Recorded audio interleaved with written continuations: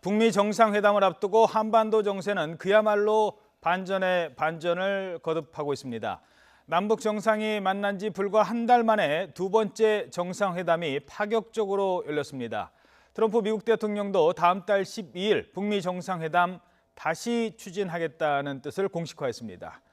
북미 정상회담 예정일까지는 이제 보름가량 남았습니다. 세기의 핵 담판은 예정대로 열릴 수 있을지, 또 그 사이에 무슨 변수가 생기진 않을지 전문가 두 분과 함께 짚어보도록 하겠습니다.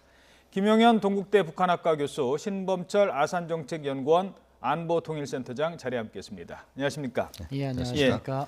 참 우리 외교사에 이런 롤러코스터를 탄 경우가 있었나 싶기도 하고요. 네네. 남북 정상이 정말 그 짧은 기간에 벌써 두 번을 만났고 어제는 그저께는 정말 파격적으로 또 그런 내용들이 또 알려지고 그랬습니다.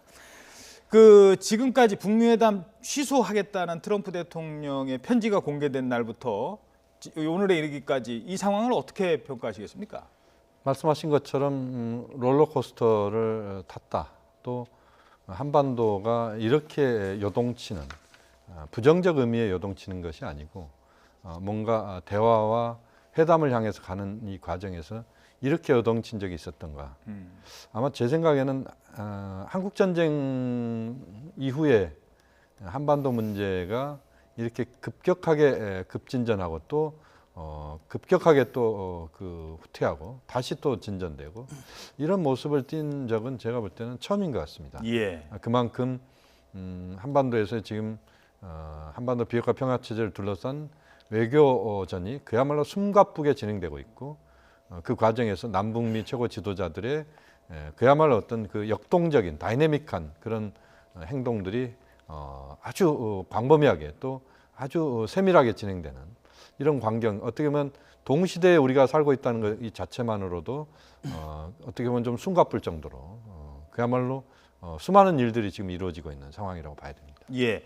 뭐 김정은 위원장 신년사부터 아마 6월 그 북미 정상회담이 잘 개최된다 하면 그 짧은 6개월 안에 완전히 뒤바뀌는 그런 상황을 맞이할 수도 있을 것 같은데, 그런 기대감도 드는데 그 조금 더 넓혀서 생각한다면 어떻습니까? 예, 말씀하신 대로 김정은 위원장의 신년사는 핵 있는 평화였습니다. 핵무기를 꽝꽝 생산한다. 하지만 남북 관계나 뭐 이렇게 주변 관계를 개선하겠다 그러는데 6월 12일 날 정상회담이 잘 되면은 핵 없는 평화가 한반도에 만들어지는 거죠. 전혀 이렇게 반대되는 상황이고, 또 말씀하신 대로 요즘에는 하루가 아니라 반나절의 뉴스 사이클이 바뀐다는 것처럼 낮에 무슨 일이 있는데 밤에 트럼프 대통령이, 그쪽은 아침이 되니까 일어나서 트위터 한번 새로 보내면은 새 뉴스가 만들어지고 그런 상황인데요. 이 상황에 역시 돌발 변수는 트럼프 대통령이 아닌가 싶습니다. 보통 일반적인 정상이라면은 국가 간의 협상이 잘 진행되지 않을 때 다른 방식을 이야기를 하는데 바로 그 취소라는 충격요법을 쓰니까 어떻게 보면 과거 그러한 벼랑 끝 전술은 북한이 했던 건데 트럼프 대통령이 선수를 치고, 그러다 보니까 어떻게 보면 북한이 딸려오는 모습을 지금 보이고 있는데, 이 상황이 앞으로 또 2주 동안 어떻게 바뀔지 모르지만 아주 진폭이 심하다. 그런 과정에서 이것의 균형추 역할을 해주는 것이 한국이 아닐까 싶습니다. 그런 역할을 잘 수행하면 된다, 그렇게 생각합니다. 그 뭐 지금 말씀하신 것처럼 남북 정상 그리고 트럼프 대통령까지 이 3인을 중심으로 좀 더 짚어보도록 하겠습니다. 먼저 남북 정상입니다. 지난 주말 가장 놀랄만한 소식은 바로 판문점에서 두 번째 남북 정상회담이 열렸다.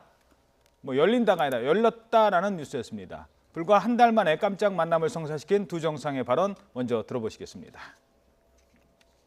여기 최대 국빈도 중대하게 맞이하고 제대로 된 정책으로 맞이해야 되는데, 여기 또 장소도 있고 또 사전에 이공들이 대단하고 제대로 된 우전 연구를 잘 못해서 제가 좀 이해하는 마음입니다.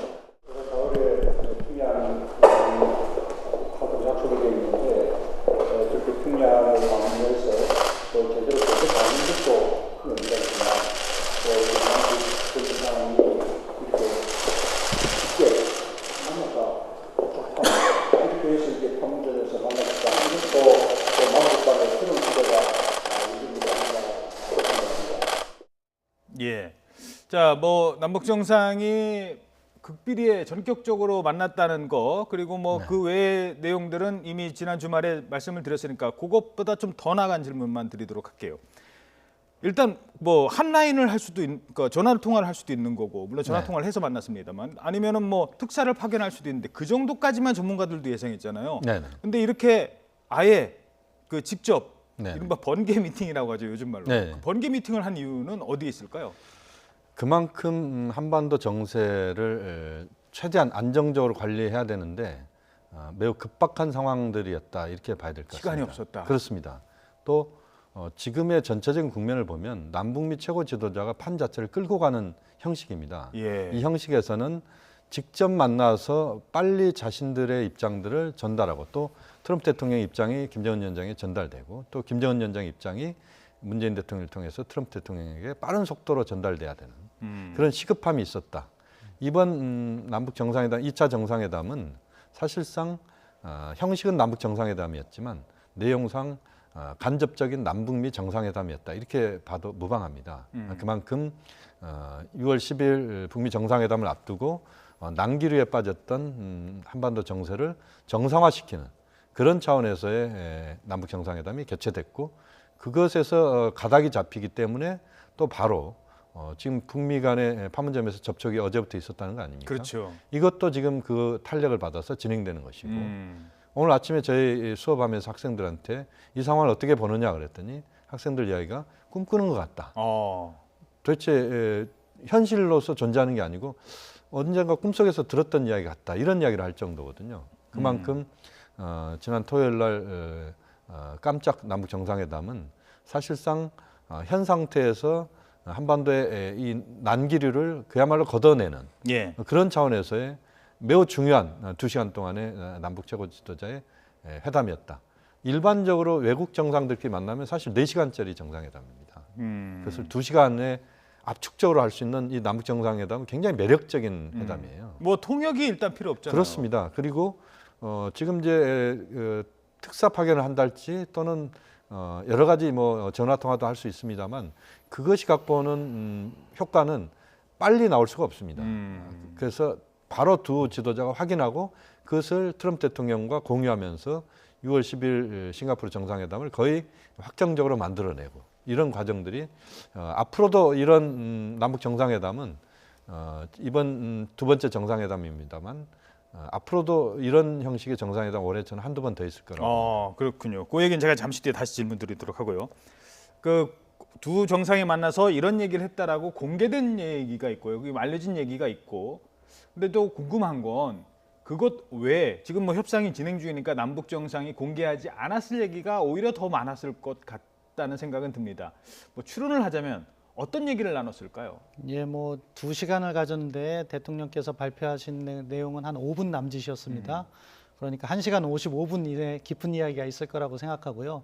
그 내용에 있어서는 서로가 말할 수 없는 부분이 주를 이룰 거라고 생각합니다. 그러니까 체제 보장과 관련해서 나 이러한 우려가 있는데 도대체 미국이 해주겠다는 체제 보장의 내용이 무엇입니까? 그럼 문 대통령께서는 트럼프 대통령과 이야기한 것을 기초로 해가지고 내가 트럼프 대통령을 만나 보니까 뭐 북한의 우려 사항에 대해서는 이렇게 생각하고 그러니까 뭐 체제 보장과 관련해서는 뭐 군사적 차원에서는 이러한 생각이 있는 것 같다. 경제 제재 같은 경우에도 뭐 완전히 일괄 타결 방식한 다음에 북한이 다 이행해야지 보상을 해준다고 했는데 몇 단계로 나눠줄 생각이 있으니까 그러한 부분은 김정은 위원장이 생각하고 있는 단계적이고 동시적인 그런 그 접근과도 유사한 부분이 있다. 그러니까 이번에 이렇게 좀 트럼프 대통령 소위 말하는 트럼프식 해법 그것에 대해서 긍정적인 반응을 보이고 대화로 나와라. 우리 대한민국도 북한이 그 불안을 느끼지 않도록 잘 돕겠다.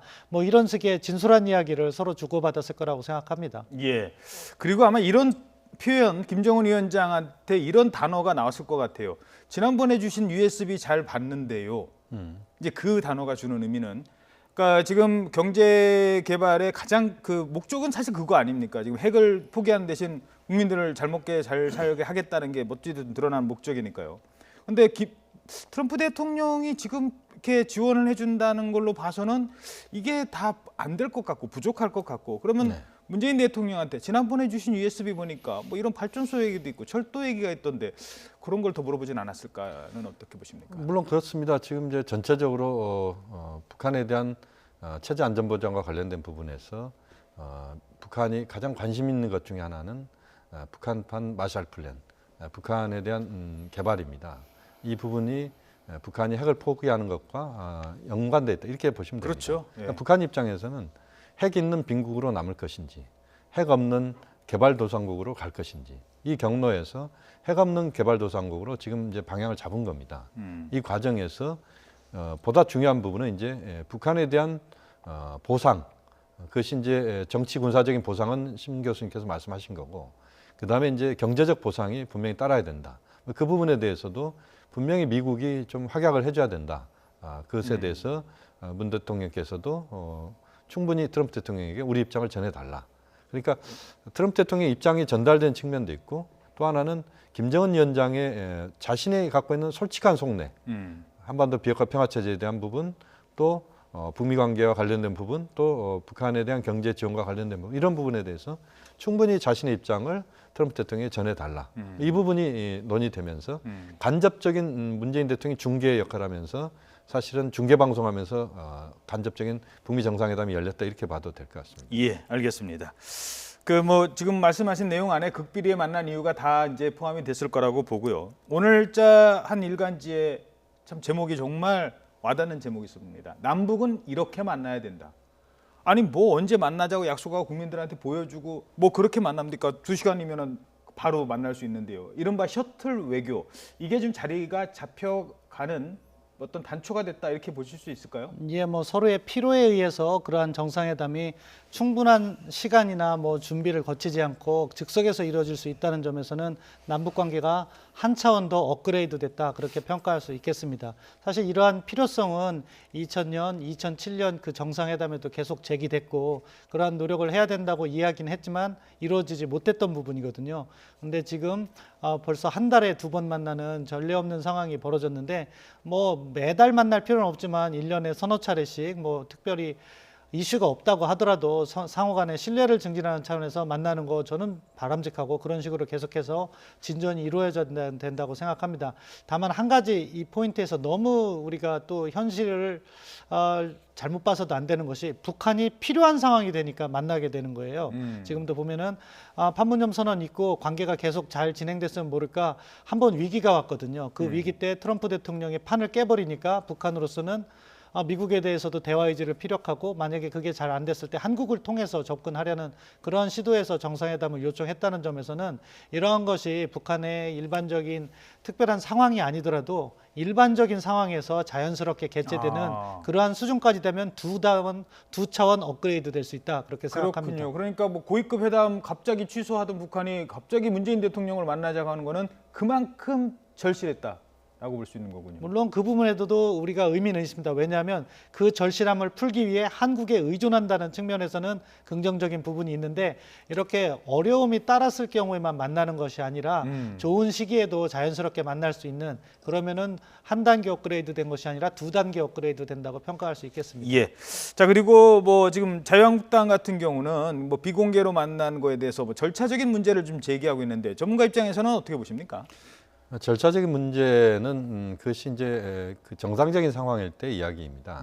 다시 말씀드리면 한반도 정세가 지금 최근 한 1, 2주 사이에 엄청나게 지금 요동을 쳤고 또 북미 정상회담이 모든 부분에서 지금 역량을 북미 정상회담으로 다 맞추고 있는데 트럼프 대통령이 북미 정상회담 취소를 선언했지 않습니까? 예. 그 이후에 일련의 과정들은 굉장히 아주 그 정광석화 같은 그런 흐름들로 빨리빨리 진행되는 상황이었습니다.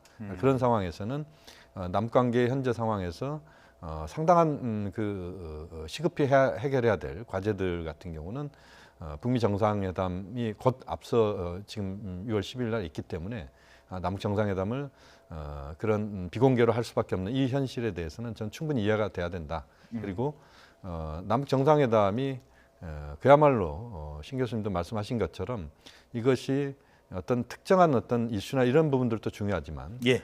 또 하나는 매우 중요한 일들이 있을 때는 빠른 속도로 빨리 만나서 문제를 푸는 그렇게 돼야 또 한반도를 안정적으로 관리할 수 있는 능력을 남북 정상이 보여주는 거거든요. 예. 그 부분에서 대단히 중요하다고 봅니다. 그 보면은 김정은 위원장의 동선을 최근 동선을 보면요. 네네. 평양에서 원산 갔죠. 그리고 뭐 그렇습니다. 철도 뭐 그거 보고 네. 풍계리에는 안 갔고요. 네. 그리고 다시 평양에 왔다가 다시 판문점 이거 계산해 보니까 한 600km 정도 된다고 네네. 합니다. 네. 이런 상황이 뭐 비상 상황이긴 합니다만 앞으로도 이렇게 공개하지 않고 두 정상이 일단 급하게 만나고 이런 방식의 만남이 이 북핵 문제를 풀어가는데 또 있을 거라고 예상하십니까? 어떻게 보십니까? 그 가능성은 뭐 여전히 열려 있다고 봅니다. 예. 이번에 보면 아마 김정은 위원장이 25일 날 원산에 이제 갈마 해안관광지구를 시찰을 했습니다. 북한에서는 현지 지도라고 이야기를 하는데 예. 그러고 나서 이제 바로 평양으로 갔다가 아마 이제 판문점으로 오는 그런 동선이었던 것 같은데요. 이것은 결국 남북 간의 여러 만남이 있을 수 있습니다만 가을에 만나자고 하는 부분은 상당히 공식적인 만남일 겁니다. 그렇지만 저도 이제 지난번 2018 남북 정상회담 때 이것이 2018 제1차 남북 정상회담으로 곧 기록될 것이다. 그러니까 바로 이제 2차 정상회담이 한 달 만에 열린 겁니다. 예. 아마 앞으로 제가 볼 때는 이건 예상이기도 합니다만 8월 15일 광복절 그때 이번 6월 10일 날 북미 정상회담에서 성과가 나오고 비핵화 평화 체제의 가닥이 잡혀가면서 흐름이 만들어지면 저는 8.15 광복절 공동 행사도 판문점에서 할 수 있다고 봅니다. 그때 남북 정상이 같이 만나서 8월 15일 광복절을 경축하는 그런 기념 행사를 같이 할 수도 있다.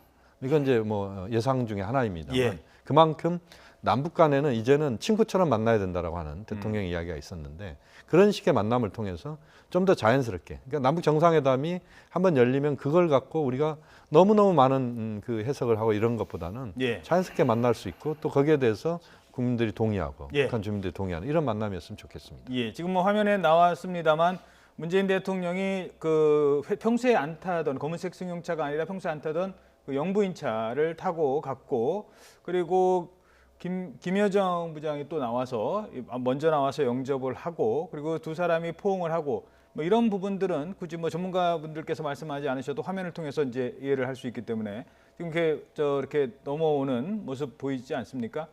평소에 이제 타고 다니던 승용차가 아니었기 때문에요. 이런 부분들을 봐서는 아마 이번 그 정상회담의 어떤 시급성 이런 것들을 좀 보여주는 것 같습니다. 다른 질문 때문에 제가 그냥 요 정도로 하고 넘어갈게요.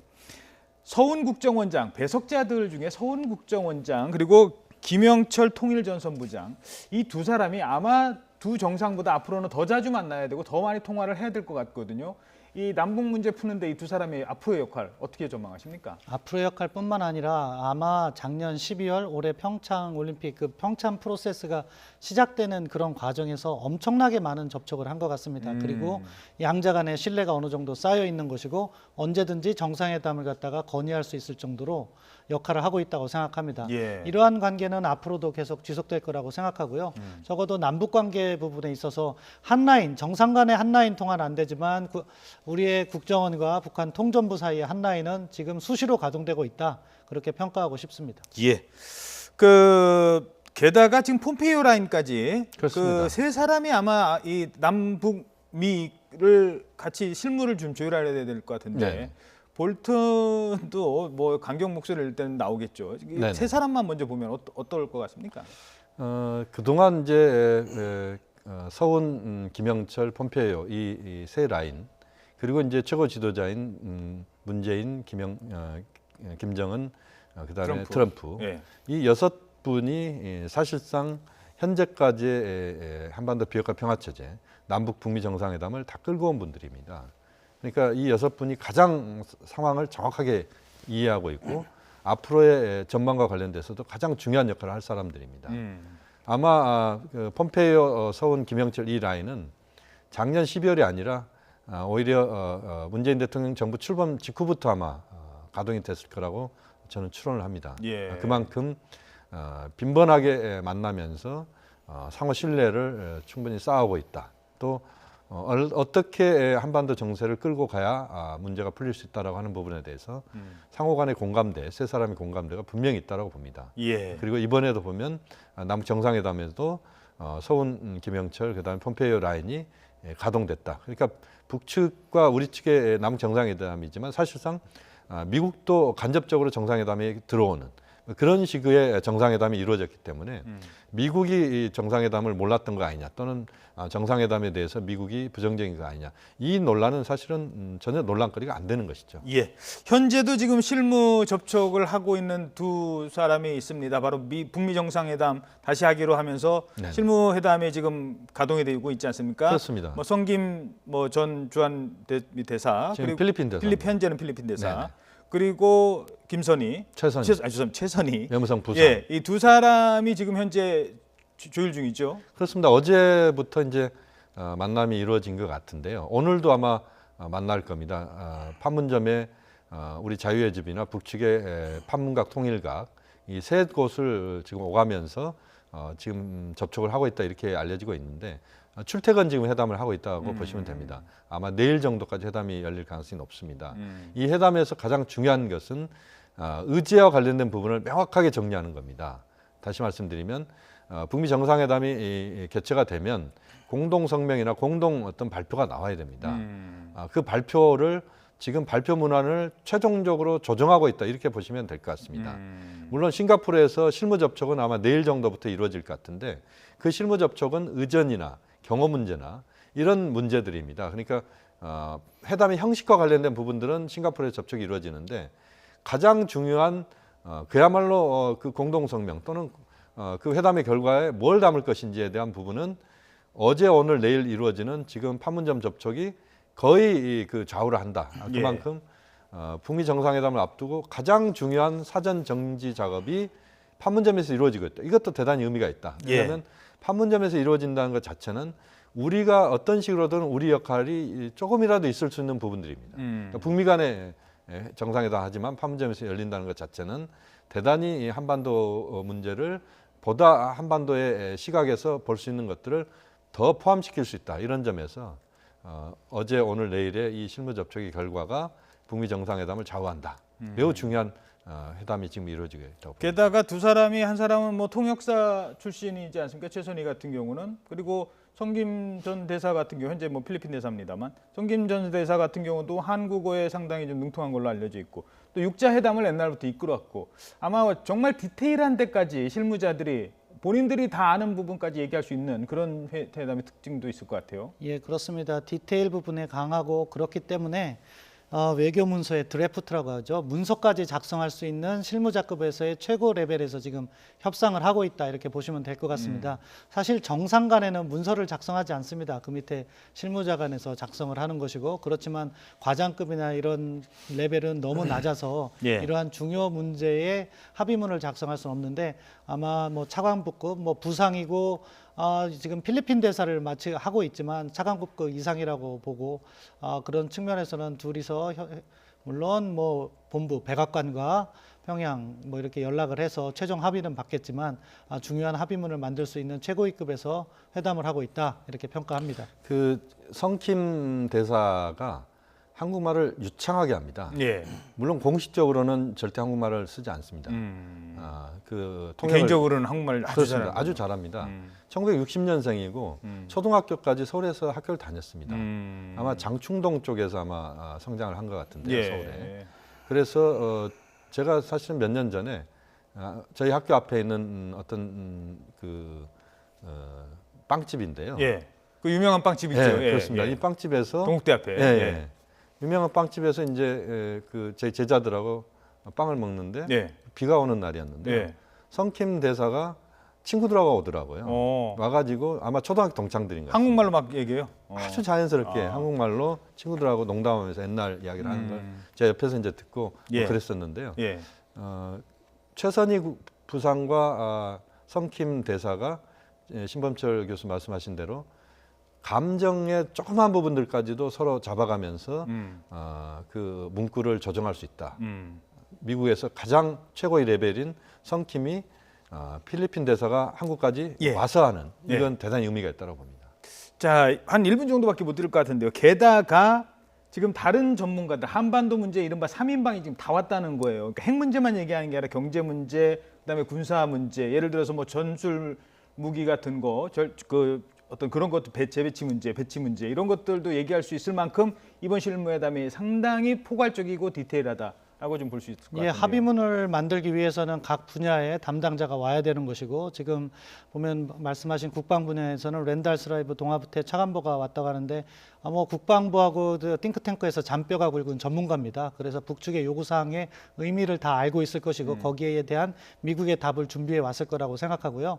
그리고 앨리슨 후커 NSC의 한국 담당관인데 뭐 한국에서도 오래 근무했고 한국을 잘 알고 있기 때문에 아무튼 북한이 어느 정도 합의할 의사가 있다면 합의문 자체는 잘 나올 수 있다. 큰 기대를 해봅니다. 예, 알겠습니다. 자, 그 뭐 더 자세한 얘기를 좀 나누고 싶은데 시간 요 정도로 하도록 하겠습니다. 또 뭐 시간 북미 정상회담까지 시간이 많이 있으니까요. 양해 부탁드리겠습니다. 김용현 동국대 북한학과 교수, 신범철 아산정책연구원 안보통일센터장이었습니다. 두 분 고맙습니다.